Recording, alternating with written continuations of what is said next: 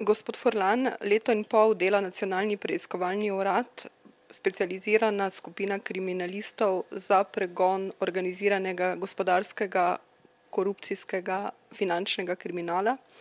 Se zdaj pri nas manj splača hoditi čez rob?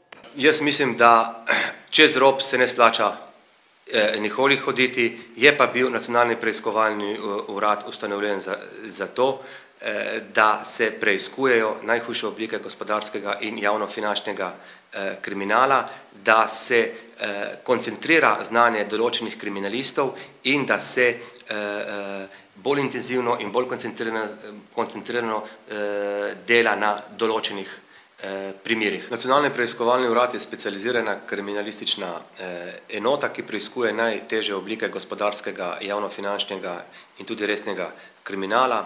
V dobrem letu in pol delovanja smo uspeli z našimi pobudami pri sodišču doseči, da imamo začasno zaseženih okrog 10 milijonov evrov protipravne premoženjske koristi. Kazenske ovadbe smo podali že zoper 100 fizičnih oseb.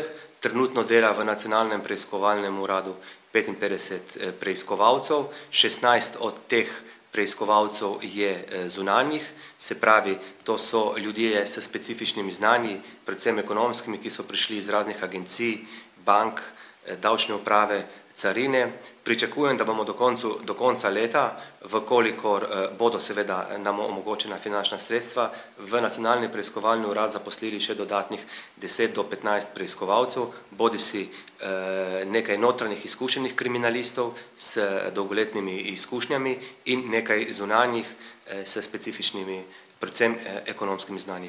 Problematika gospodarskega kriminala je problematika, ena največjih problematik kazenskega prava danes nasploh in s odkrivanjem, pregonom gospodarskega kriminala imajo težave tudi druge države in tudi drugje se težje odkriva. Je pa res, da je za Slovenijo specifika, da se ukvarjamo še s problematiko tranzicije in problematiko preoblikovanja družbene in državne lastnine. Jaz mislim, da je bilo na začetku marsikaj zamujenega in da če bi danes imeli nekaj pravnomočnih sodb s področja gospodarskega kriminala in zaseženega protipravnega premoženja, bi bila danes situacija v Sloveniji predvidevam drugačna.